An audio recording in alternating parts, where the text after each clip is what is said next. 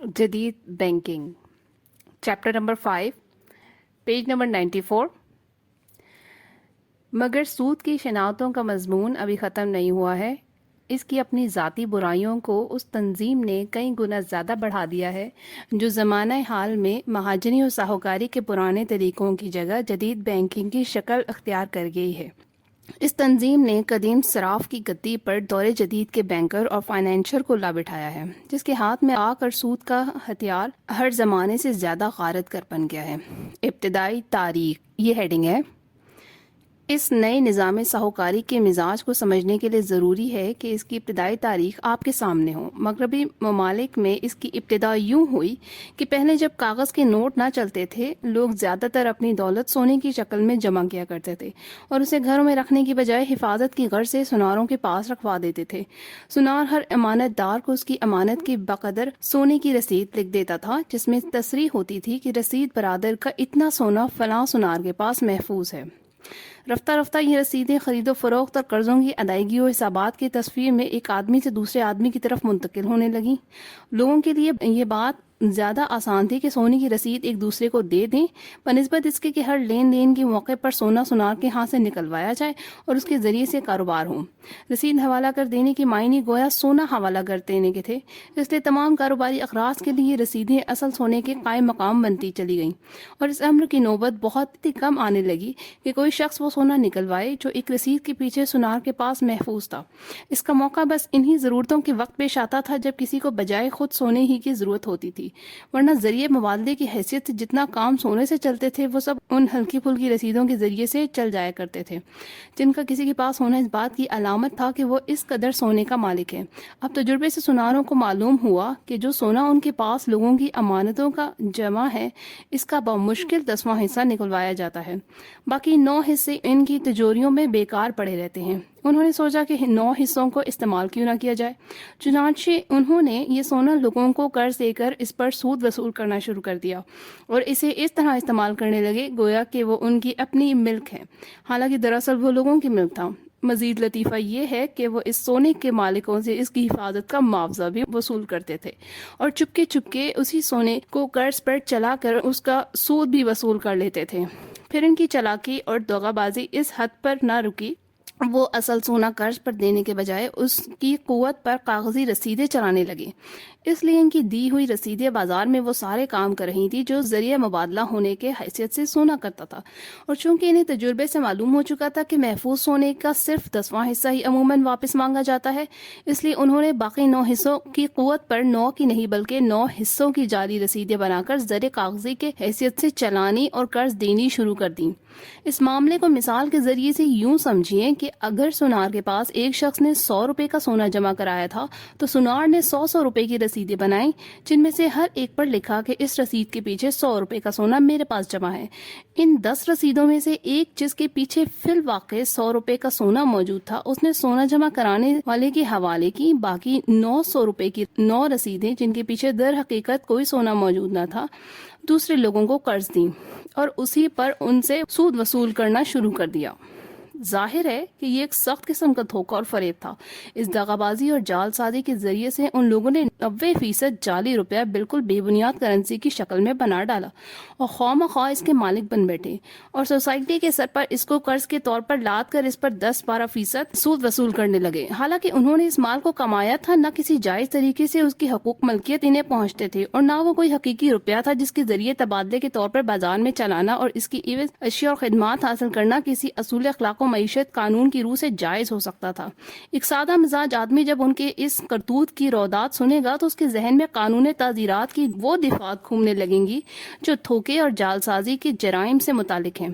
اور وہ اس کے بعد یہ سننے کا متوقع ہوگا کہ پھر شاید ان سناروں پر مقدمہ چلایا گیا ہوگا، لیکن وہاں معاملہ اس کے بالکل برعکس ہوا۔ یہ سنار اس مسلسل جال سازی سے ملک کے 90% دولت کے مالک ہو چکے تھے۔ بادشاہ اور عمرہ اور وزراء سب ان کے قرض کے جال میں پھنس چکے تھے۔ خود حکومتیں لڑائیوں کے موقع پر اور اندرونی مشکلات کی عقدہ کشائی کے لیے ان سے بھاری قرض لے چکی تھیں۔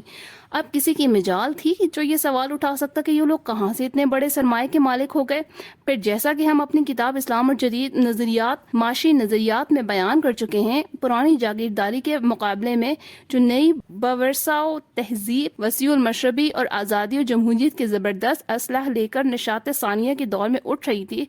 اس کے میر کارواں اور مقدمت الجیش یہی ساہوکار اور کاروباری لوگ تھے جس کی پشت پر فلسفہ اور ادب اور آرٹ کا ایک لشکر عظیم ہر اس شخص اور گروہ پر ہلہ بول دینے کے لیے تیار تھا جو مسٹر گولڈ سمتھ کے سرمایہ عظیم کا ماخذ دریافت کرنے کی جرت کرتا۔ اس طرح وہ دغابازی، وہ جعلسازی جس سے یہ دولت بنائی گئی تھی، قانون کی گرفت سے صرف محفوظ ہی نہیں رہ گئی بلکہ قانون نے اس کو بالکل جائز تسلیم کر لیا، اور حکومتوں نے ان سوناروں کا جو اب بینکر اور فائنینشر بن چکے تھے یہ حق مان لیا کہ وہ نوٹ جاری کریں، اور ان کے جاری کردہ نوٹ باقاعدہ زر کاغذی کی حیثیت سے کاروباری کی دنیا میں چلنے لگے۔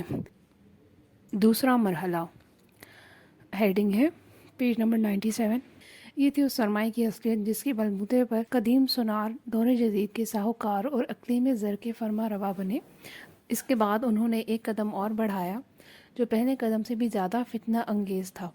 جس دور میں یہ جدید ساہوکاری اس جعلی سرمایہ سے طاقت پکڑ کر سر اٹھا رہی تھی، یہ وہی دور تھا جب مغربی یورپ میں ایک طرف صنعت اور تجارت سیلاب کی سی شدت کے ساتھ اٹھ رہی تھی اور تمام دنیا کو مسخر کیا چاہتی تھی، دوسری طرف تمدن و تہذیب کی ایک نئی عمارت اٹھ رہی تھی جو یونیورسٹیوں سے لے کر میونسپلٹیوں تک زندگی کے ہر شعبے کی تعمیر جدید چاہتی تھی۔ اس موقع پر ہر قسم کے معاشی اور تمدنی کاموں کو سرمایہ کی حاجت تھی۔ نئی نئی صنعتیں اور تجارتیں اپنے آغاز کے لیے سرمایہ مانگ رہی تھیں۔ پہلے کے چلتے ہوئے کاروبار اتنی ترقی اور پیش قدمی کے لیے بڑی اور روز افزوں مقدار میں سرمایہ کے طالب تھے۔ تہذیبی اور تمدنی ترقی کی مختلف انفرادی و اجتماعی تجویزیں بھی اپنی ابتدا اور اپنے ارتقاء کے لیے اس چیز کی محتاج تھیں۔ ان سب کاموں کے لیے خود کارکنوں کا اپنا ذاتی سرمایہ بہرحال ناکافی تھا۔ اب لا محالہ دو ہی ذرائع تھے جن سے یہ خون حیات اس تمدن جدید کے نوخیز شباب کی آبیاری کے لیے باہم پہنچ سکتا تھا۔ نمبر 1، وہ سرمایہ جو سابق سوناروں اور حال کے ساہوکاروں کے پاس تھا۔ نمبر 2، وہ سرمایہ جو متوسط اور خوشحال طبقوں کے پاس ان کی پس انداز کی ہوئی آمدنیوں کی شکل میں جمع تھا۔ ان میں سے پہلی قسم کا سرمایہ تو تھا ہی ساہوکاروں کے قبضے میں، اور وہ پہلے سے سود خواری کے عادی تھے، اس لیے اس کا ایک حبہ بھی حصے داری کے اصولوں پر کسی کام میں لگنے کے لیے تیار نہ تھا۔ اس ذریعے سے جتنا روپیہ بھی صناعوں اور تاجروں اور دوسرے معاشی و تمدنی کارکنوں کو ملا قرض کے طور پر ملا، اور اس شرط پر ملا کہ خواہ ان کو نفع ہو یا نقصان، اور خواہ ان کا نفع کم ہو یا زیادہ، بہرحال ساہوکار کو انہیں ایک طے شدہ شرح کے مطابق منافع دینا ہوگا۔ اس کے بعد صرف دوسرا ذریعہ ہی ایسا رہ جاتا تھا جس سے معاشی کاروبار اور تعمیر و ترقی کے کاموں کی طرف سرمایہ اچھی اور صحت بخش صورتوں سے آ سکتا تھا، مگر ان ساہوکاروں نے ایک ایسی چال چلی جس سے یہ ذریعہ بھی انہی کے قبضے میں چلا گیا، اور انہوں نے اس کے لیے بھی تمدن و معیشت کے معاملات کی طرف جانے کے سارے دروازے ایک سودی قرض کے دروازے کے سوا بند کر دیے۔ وہ چال یہ تھی کہ انہوں نے سود کا لالچ دے کر تمام ایسے لوگوں کا سرمایہ بھی اپنے پاس کھینچنا شروع کر دیا جو اپنی ضرورت سے زیادہ آمدنی بچا رکھتے تھے یا اپنی ضرورتیں روک کر کچھ نہ کچھ پس انداز کرنے کے عادی تھے۔ یہ بات اوپر آپ کو معلوم ہو چکی ہے کہ یہ سونار ساہوکار پہلے سے اس قسم کے لوگوں کے ساتھ ربط و ضبط رکھتے تھے اور ان کی جمع پونجی انہی کے پاس امانت رہا کرتی تھی۔ اب جو انہوں نے دیکھا کہ یہ لوگ اپنے سرمایہ کو کاروبار میں لگانے لگے ہیں اور ان کی پس انداز کی ہوئی رقمیں ہمارے پاس آنے کے بجائے کمپنیوں کے حصے خریدنے میں زیادہ صرف ہونے لگی ہے، تو انہوں نے کہا کہ آپ لوگ اس زحمت میں کہاں پڑتے ہیں؟ اس طرح تو آپ کو خود شرکت کے معاملات طے کرنے ہوں گے، خود حساب کتاب رکھنا ہوگا، اور سب سے زیادہ یہ کہ اس طریقے سے آپ نقصان کے خطرے میں بھی پڑیں گے اور نفع کا اتار چڑھاؤ بھی آپ کی آمدنی پر اثر انداز ہوتا رہے گا۔ اس کی بجائے آپ اپنی رقمیں ہمارے پاس جمع کرائیں، ہم ان کی حفاظت بھی بلا معاوضہ کریں گے، ان کا حساب کتاب بھی مفت رکھیں گے، اور آپ سے کچھ لینے کے بجائے الٹا آپ کو سود دیں گے۔ یہ چال تھی جس سے 90% بلکہ اس سے بھی زیادہ پس انداز رقمیں براہ راست معیشت و تمدن کے کاموں کی طرف جانے کے بجائے ساہوکار کے دست تصرف میں چلی گئیں اور قریب قریب پورے قابل حصول سرمایہ پر اس کا قبضہ ہو گیا۔ اب صورتحال یہ ہو گئی کہ ساہوکار اپنے جعلی سرمایہ کو تو سود پر چلا ہی رہا تھا، دوسروں کا سرمایہ بھی اس نے سستی شرح سود پر لے کر زیادہ شرح پر قرض دینا شروع کر دیا۔ اس نے یہ بات ناممکن بنا دی کہ اس کی مقرر کی ہوئی شرح کے سوا کسی دوسری شرط پر کسی کام کے لیے کہیں سے کوئی سرمایہ مل سکے۔ جو تھوڑے بہت لوگ ایسے رہ بھی گئے جو ساہوکار کی معرفت سرمایہ لگانے کے بجائے خود براہ راست کاروبار میں لگانا پسند کرتے تھے، ان کو بھی ایک لگا بندہ منافع وصول کرنے کی چاٹ لگ گئی، اور وہ سیدھے سادے حصے شیئر خریدنے کے بجائے وثیقوں ڈیبینچر کو ترجیح دینے لگے، جن میں ایک مقرر منافع کی ضمانت ہوتی ہے۔ اس طریقہ کار نے تقسیم مکمل کر دی۔ وہ ساری آبادی ایک طرف ہو گئی جو معیشت اور تمدن کی کھیتیوں میں کام کرتی ہے، جس کی محنتوں اور کوششوں اور قابلیتوں ہی پر ساری تہذیبی اور معاشی پیداوار کا انحصار ہے، اور وہ تھوڑی سی آبادی دوسری طرف ہو گئی جس پر ان ساری کھیتیوں کی سیرابی کا انحصار ہے۔ پانی والوں نے کھیتی والوں کے ساتھ رفاقت اور منصفانہ تعاون کرنے سے انکار کر دیا، اور یہ مستقل پالیسی طے کر لی کہ وہ پانی کے اس پورے ذخیرے کو اجتماعی مفاد کے لحاظ سے نہیں بلکہ صرف اپنے مفاد، اور وہ بھی خالص مالی مفاد کے لحاظ سے استعمال کریں گے۔ اس طریقہ کار نے یہ بھی طے کر دیا کہ مغرب کا نوخیز تمدن جو تمام دنیا پر حکمراں ہونے والا تھا، ایک خالص مادہ پرستانہ تمدن ہو، اور اس نے شرح سود وہ بنیادی معیار قرار پائے جس کے لحاظ سے آخر کار ہر چیز کی قدر و قیمت متعین ہو، اس لیے کہ پوری کشت تمدن کا انحصار تو ہے سرمایہ کے آب حیات پر، اور اس آب حیات کے ہر قطرے کی ایک مالی قیمت معین ہے شرح سود کے مطابق۔ لہٰذا پورے تمدن کی کھیتی میں اگر کسی چیز کی تخم ریزی کی جا سکتی ہے اور اگر کوئی پیداوار قدر کی مستحق ہو سکتی ہے، تو بس وہ جو بالواسطہ یا بلا واسطہ اپنا مالی فائدہ کم از کم اس حد تک دے جائے جو برجوا تمدن کے قائد اعظم ساہوکار نے شرح سود کی شکل میں مقرر کر رکھی ہے۔ اس طریقہ کار نے قلم اور سیف دونوں کی حکمرانی کا دور ختم کر دیا اور اس کی جگہ بہی کھاتے کی فرمانروائی قائم کر دی۔ غریب کسانوں اور مزدوروں سے لے کر بڑے سے بڑے صنعتی اور تجارتی اداروں تک اور بڑی سے بڑی حکومتوں اور سلطنتوں تک سب کی ناک میں ایک غیر مرئی نکیل پڑ گئی اور اس کا سرا ساہوکار کے ہاتھ میں آ گیا۔ تیسرا مرحلہ، پیج نمبر 100۔ اس کے بعد اس گروہ نے تیسرا قدم اٹھایا اور اپنے کاروبار کو وہ شکل دی جسے اب جدید نظام ساہوکاری کہا جاتا ہے۔ پہلے یہ لوگ انفرادی طور پر کام کرتے تھے، اگرچہ بعض ساہوکار گھرانوں کا مالیاتی کاروبار بڑھتے بڑھتے عظیم الشان اداروں کی صورت اختیار کر گیا تھا، جن کی شاخیں دور دراز مقامات پر قائم ہو گئی تھیں۔ لیکن بہرحال یہ الگ الگ گھرانے تھے اور اپنے ہی نام پر کام کرتے تھے۔ پھر ان کو یہ سوچی کہ جس طرح کاروبار کے سارے شعبوں میں مشترک سرمایہ کی کمپنیاں بن رہی ہیں، روپے کے کاروبار کی بھی کمپنیاں بنائی جائیں اور بڑے پیمانے پر ان کی تنظیم کی جائے۔ اس طرح یہ بینک وجود میں آئے جو آج تمام دنیا کے نظام مالیات پر قابض و متصرف ہیں۔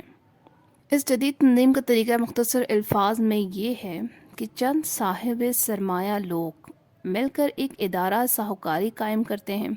جس کا نام بینک ہے۔ اس ادارے میں دو طرح کا سرمایہ استعمال ہوتا ہے، ایک حصے داروں کا سرمایہ جس سے کام کی ابتدا کی جاتی ہے، دوسرا امانت دار یا کھاتے داروں ڈپازیٹرز کا سرمایہ جو بینک کا کام اور نام بڑھنے کے ساتھ ساتھ زیادہ سے زیادہ تعداد میں ملتا جاتا ہے، اور اسی کی بدولت بینک کی اثر اور اس کی طاقت میں اضافہ ہوتا چلا جاتا ہے۔ ایک بینک کی کامیابی کا اصل معیار یہ ہے کہ اس کے پاس اس کا اپنا ذاتی سرمایہ یعنی حصے داروں کا لگایا ہوا سرمایہ کم سے کم ہو اور لوگوں کی رکھوائی ہوئی قیمتیں زیادہ سے زیادہ ہوں۔ مثال کے طور پر پنجاب نیشنل بینک کو لیجئے جو قبل تقسیم کے بڑے کامیاب بینکوں میں سے تھا۔ اس کا اپنا سرمایہ صرف 1 کروڑ تھا، جس میں سے 80 لاکھ سے کچھ ہی زائد روپیہ حصے داروں نے عملاً ادا کیا تھا۔ لیکن 1947 میں یہ بینک تقریباً 52 کروڑ روپے کا وہ سرمایہ استعمال کر رہا تھا جو امانتیں رکھوانے والوں کا فراہم کرتا تھا۔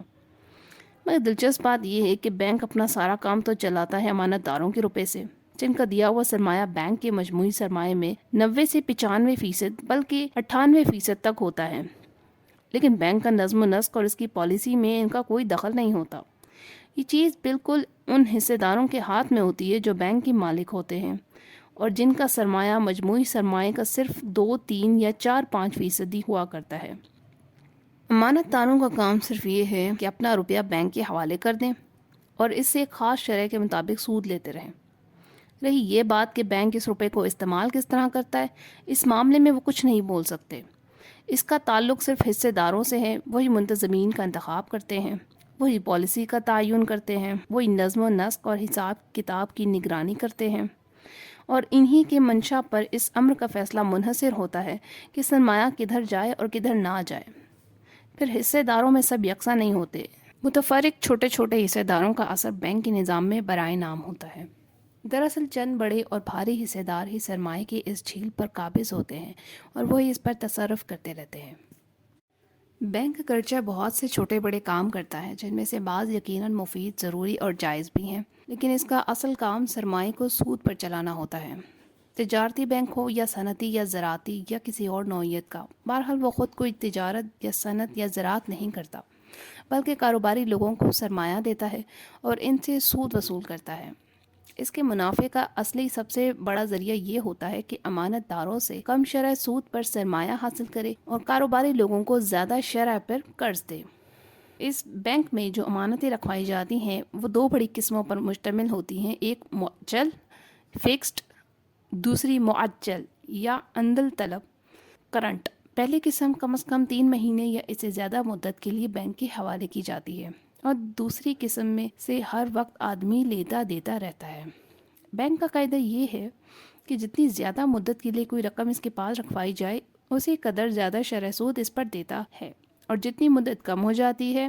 اسی قدر شرح بھی کم ہو جاتی ہے۔ بعض بینک عندل طلب یا چالو کھاتے کرنٹ اکاؤنٹ پر برائے نام کچھ سود دے دیتے ہیں، لیکن بالعموم اب اس پر سود دینے کا قاعدہ نہیں رہا ہے، بلکہ جو لوگ اپنے چالو کھاتے میں سے بہت زیادہ اور بار بار رقمیں نکالتے رہتے ہیں، ان سے یا تو بینک ان کا حساب کتاب رکھنے کی اجرت وصول کرتا ہے یا ان سے مطالبہ کرتا ہے کہ ایک خاص تناسب کے مطابق اپنی رقم کا کچھ حصہ بینک میں مستقل طور پر رکھوا دیں تاکہ اس کے سود سے بینک کا وہ خرچ نکل آئے جو وہ ان کا حساب کتاب رکھنے پر برداشت کرتا ہے۔ بینک اپنے سرمایہ کا ایک حصہ تقریباً 10 سے 25% تک نقد اپنے پاس رکھتا ہے تاکہ روزمرہ کے لین دین میں کام آ سکے۔ اس کے بعد کچھ سرمایہ بازار صرافہ منی مارکیٹ کو قرض دیا جاتا ہے۔ یہ تقریباً نقدی کی طرح ہر وقت قابل حصول اور قابل استعمال لیکوڈ رہتا ہے اور اس پر 1/2 سے 1% تک سود مل جاتا ہے۔ پھر ایک حصہ ہنڈی کے کاروبار میں اور دوسرے قلیل المدت قرضوں میں صرف کیا جاتا ہے۔ ان کی واپسی میں بھی چونکہ جلدی ہوتی رہتی ہے، اس لیے ان پر بھی سود کم لگتا ہے، مثلاً 2 سے 4% تک یا اس سے کم و بیش۔ اس کے بعد سرمایہ کا ایک متعدد حصہ ایسی چیزوں پر لگایا جاتا ہے جن میں سرمایہ کی حفاظت کا بھی زیادہ سے زیادہ اطمینان ہوتا ہے۔ ضرورت پڑنے پر انہیں بیچ کر بھی سرمایہ واپس نکالا جا سکتا ہے اور پھر ان پر 2-4% سود بھی مل جاتا ہے۔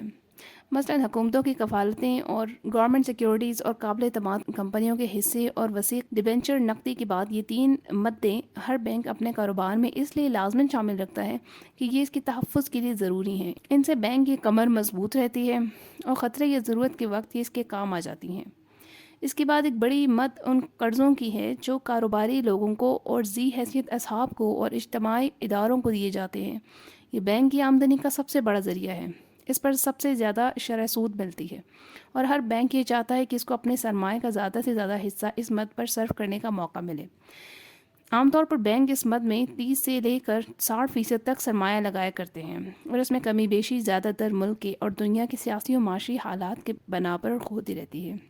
اس تفصیل سے یہ بات بالکل واضح ہو جاتی ہے کہ بینک اپنے امانت دار سے لیا ہوا اور خود اپنا لگایا ہوا سرمایہ جتنی مدت بھی صرف کرتے ہیں وہ سب ایسے سود طلب قرضوں کی مدیں ہیں جو بالواسطہ یا بلا واسطہ سوسائٹی کے سر پر چڑھائے جاتے ہیں، اور پھر امانت داروں کو جو چیز منافع کے نام سے دی جاتی ہے وہ اسی سود کا ایک حصہ ہوتی ہے جو ان قرضوں پر سوسائٹی سے وصول کیا جاتا ہے۔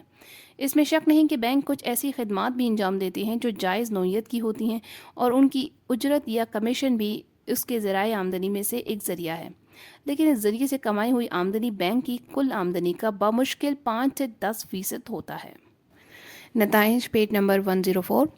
اس طریقے پر ساہوکاری کی تنظیم کر لینے کا نتیجہ یہ ہوا کہ پہلے زمانے کے منفرد اور منتشر مہاجنوں کی بنسبت آج کے مجتمع اور منظم ساہوکاروں کا وقار اور اثر اور اعتماد کئی گنا زیادہ بڑھ گیا اور پورے ملکوں کی دولت سمٹ کر ان کے پاس مرتکز ہو گئی۔ اب اربوں روپے کا سرمایہ ایک بینک میں اکٹھا ہو جاتا ہے، جن پر چند با اثر ساہوکار قابض و متصرف ہوتے ہیں، اور وہ اس ذریعے سے نہ صرف اپنے ملک کی بلکہ دنیا بھر کی معاشی، تمدنی اور سیاسی زندگی پر کمال درجہ خود غرضی کے ساتھ فرما روائی کرتے رہتے ہیں۔ ان کی طاقت کا اندازہ اس سے کیجیے کہ تقسیم سے پہلے ہندوستان کے 10 بڑے بینکوں کے پاس حصے داروں کا فراہم کیا ہوا سرمایہ تو صرف 17 کروڑ تھا، مگر امانت داروں کے رکھوائے ہوئے سرمایہ کی مقدار 6 ارب 12 کروڑ روپے تک پہنچی ہوئی تھی۔ ان بینکوں کے پورے نظم و نسق اور ان کی پالیسی پر چند مٹھی بھر ساہوکاروں کا قبضہ تھا، جن کی تعداد 150-200 ہوگی، مگر یہ سود کا لالچ تھا جس کی وجہ سے ملک کے لاکھوں آدمیوں نے اتنی بڑی رقم فراہم کر کے ان کے ہاتھ میں دے رکھی تھی، اور اس بات سے ان کو کچھ غرض نہ تھی کہ اس طاقتور ہتھیار کو یہ لوگ کس طرح کن مقاصد کے لیے استعمال کرتے ہیں۔ اب یہ اندازہ ہر شخص خود لگا سکتا ہے کہ جن مہاجروں کے پاس اتنی بڑی رقم جمع ہو، وہ ملک کی صنعت، تجارت، معیشت، سیاست اور تہذیب و تمدن پر کس قدر زبردست اثر ڈال رہے ہوں گے، اور یہ اثر آیا ملک اور باشندگان ملک کے مفاد میں کام کر رہا ہوگا یا ان خود غرض لوگوں کے اپنے مفاد میں۔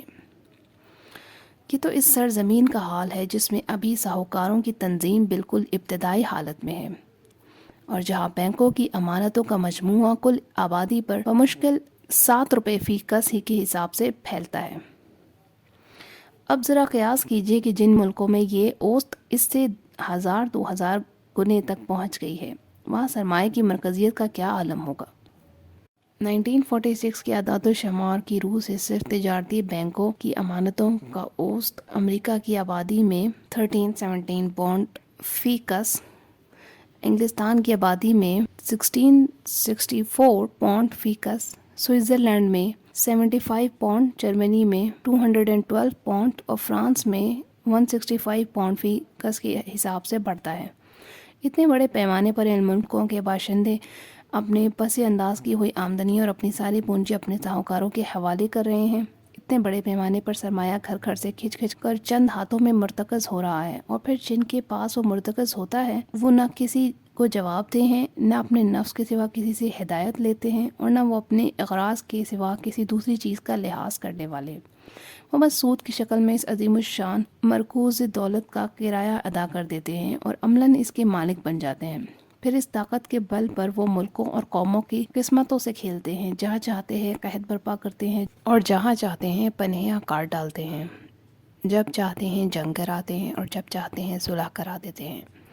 جس چیز کو اپنے زر پرستانہ نقطہ نظر سے مفید سمجھتے ہیں اسے فروغ دیتے ہیں، اور جس چیز کو ناقابل التفات پاتے ہیں اس سے تمام ذرائع و وسائل سے محروم کر دیتے ہیں۔ صرف منڈیوں اور بازاروں ہی پر ان کا قبضہ نہیں ہے، علم و ادب کے گہواروں اور سائنٹیفک تحقیقات کے مرکزوں اور صحافت کے اداروں اور مذہب کی خانقاہوں اور حکومت کے ایوانوں، سب پر ان کی حکومت چل رہی ہے، کیونکہ قاضی الحاجات حضرت زران کے مرید ہو چکے ہیں۔ وہ یہ بلائے عظیم جس کی تباہ کاریاں دیکھ کر خود مغربی ممالک کے صاحب فکر لوگ چیخ اٹھے ہیں، اور وہاں مختلف سمتوں سے یہ آواز بلند ہو رہی ہے کہ مالیات کی اتنی بڑی طاقت کا ایک چھوٹے سے غیر ذمہ دار خود غرض طبقے کے ہاتھ میں مرتکز ہو جانا پوری اجتماعی زندگی کے لیے سخت مہلک ہے۔ مگر ہمارے ہاں ابھی تک یہ تقریریں ہوئے جا رہی ہیں کہ سود خواری تو پرانے گدی نشین مہاجن کی حرام و نجس تھی، آج کا کرسی نشین و موٹر نشین بینکر بیچارہ تو بڑا ہی پاکیزہ کاروبار کر رہا ہے۔ اس کے کاروبار میں روپیہ دینا اور اس سے اپنا حصہ لے لینا آخر کیوں حرام ہے؟ حالانکہ فی الحقیقت اگر پرانے مہاجنوں اور آج کے بینکروں میں کوئی فرق واقع ہوا ہے تو وہ اس کے سوا کچھ نہیں کہ پہلے یہ لوگ اکیلے ڈاکہ مارتے تھے، اب انہوں نے جتھ بندی کر کے ڈاکوؤں کے بڑے بڑے گروہ بنا لیے ہیں۔ اور دوسرا فرق جو شاید پہلے فرق سے بھی زیادہ بڑا ہے یہ ہے کہ پہلے ان میں کا ہر ڈاکو نقب زنی کے آلات اور مردم کشی کے ہتھیار سب کچھ اپنے ہی پاس سے لاتا تھا، مگر اب سارے ملک کی آبادی اپنی حماقت اور قانون کی غفلت و جہالت کی وجہ سے بے شمار آلات اور اسلحہ فراہم کر کے کرائے پر ان منظم ڈاکوؤں کے حوالے کر دیتی ہے۔ روشنی میں یہ اس کو کرایہ ادا کرتے ہیں اور اندھیرے میں اسی آبادی پر اسی کے فراہم کیے ہوئے آلات و اسلحے سے ڈاکہ ڈالتے ہیں۔ اس کرائے کے متعلق ہم سے کہا جاتا ہے کہ اسے حلال و طیب ہونا چاہیے۔